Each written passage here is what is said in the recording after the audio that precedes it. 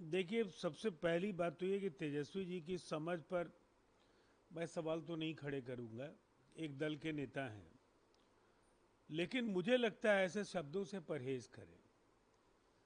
ये बैकफायर करते हैं। जब ऐसी बातें वो करते हैं, लोगों को 90 से 2005 का वो शासन याद आ जाता है, जहां जिस पौराणिक पात्र को लेकर के इतने वो उत्साहित दिख रहे हैं, ऐसी उपमाएं तो उनके पिता के कार्यकाल को दी जाती थी। आज तो लोकतंत्र का जो जादू है सर चढ़ कर बोल रहा है। लोगों को नौकरियां मिल रही हैं, संपन्न हो रहे हैं लोग। यहाँ फैक्ट्रियां खुल रही हैं, खेत लहलहा रहे हैं। भविष्य बिहार का उन्नत है। हम समृद्धि के नए सीढ़ियों को चढ़ने का काम कर रहे हैं। नीतीश कुमार जी ने बिहार का कायाकल्प किया है। जब तक इस जमीनी सच्चाई को नहीं स्वीकार करेंगे, जनता उनको घास डालने के लिए तैयार नहीं है। नवरात्र के अवसर पर उन्होंने महिलाओं से संवाद भी किया और उन्होंने कहा कि महिला नारी सशक्तिकरण का रूप होती है और आज इस दुर्गा पूजा के समय में महिलाएं मजबूती से आगे बढ़कर इस जो अहंकारी सरकार है उन्हें हटाने में हमारा साथ देती देखिए, महिलाएं तो बराबर नीतीश कुमार जी के साथ रही हैं। बिहार के मुख्यमंत्री नीतीश कुमार जी ने जो पिछले 20 वर्षों में उनके कल्याण के लिए, उनके सशक्तिकरण की दिशा में बड़े फैसले लिए, वो मील के पत्थर हैं।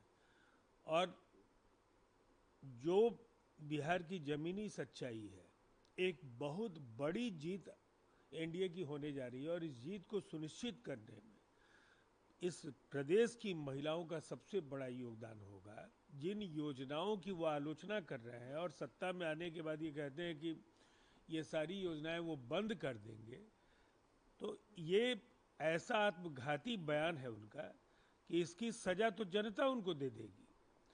लोगों ने बिहार का बदलाव देखा है और नीतीश कुमार जी के नेतृत्व में आगे 25 से 30 एक विकसित राज्य बने, ये लोगों का ऐसा मानना है। लोग मानते हैं कि नीतीश कुमार जी ही बिहार को आगे की जो विकास की यात्रा है उसमें ले जाएंगे। प्रशांत किशोर ने जिस तरीके से एनडीए नेताओं पर आरोप लगाया और सीधे तौर पे अशोक चौधरी को टारगेट करते हुए उन्होंने कहा कि नोटिस वापस ले, नहीं तो और भी चीज़ें खुलेंगे, 500 करोड़ तक की किस्तें खुलेंगी।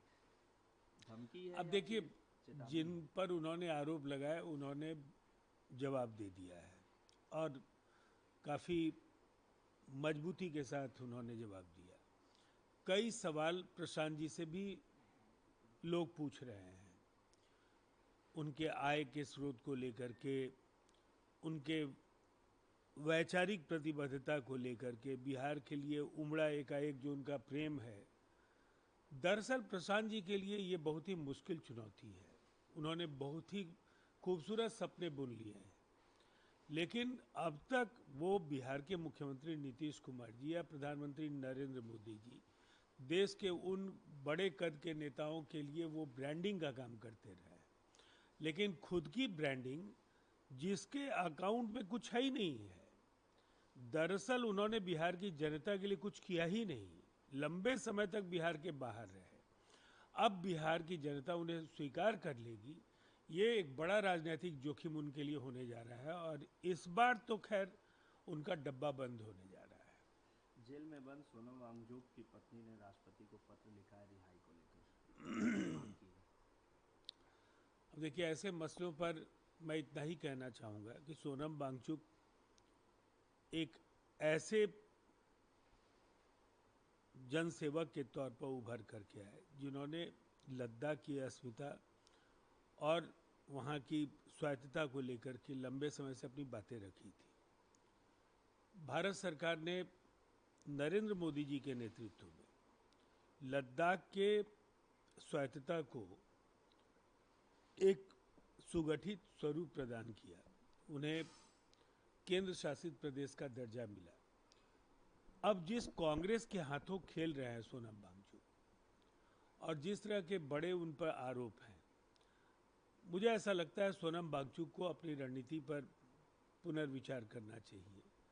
कांग्रेस उन्हें कभी भी लद्दाख की भावनाओं के साथ न्याय करने का अवसर नहीं देने जा रही है।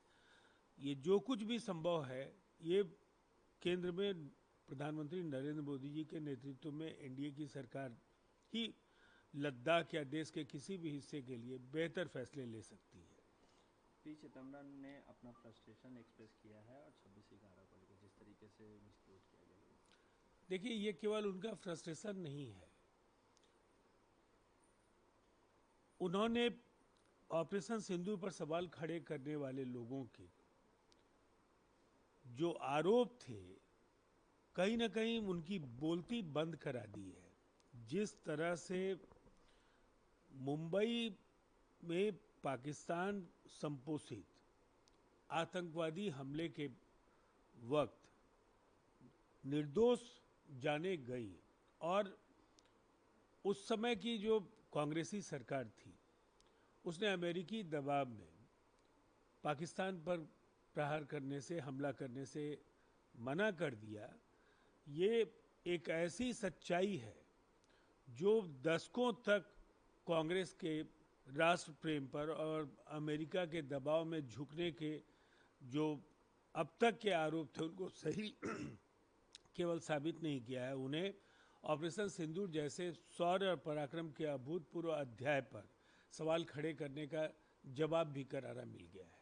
रशीद अली ने भी कहा है कि अगर ऐसी था तो उस समय क्यों नहीं वो अपने पोस्ट से रिजाइन कर दिए थे। अब तो सवाल है कि उनके यहाँ अब घमासान जारी है, अभी उनका अंदरूनी मसला है, लेकिन मुझे लगता है चिदम्बरम ने उस समय की सरकार का एक हिस्सा होते हुए जो रहस्य उद्घाटन किया है, देश से अब राहुल गांधी को और कांग्रेस को माफी मांगनी चाहिए। वीके न्यूज, राष्ट्र के नाम।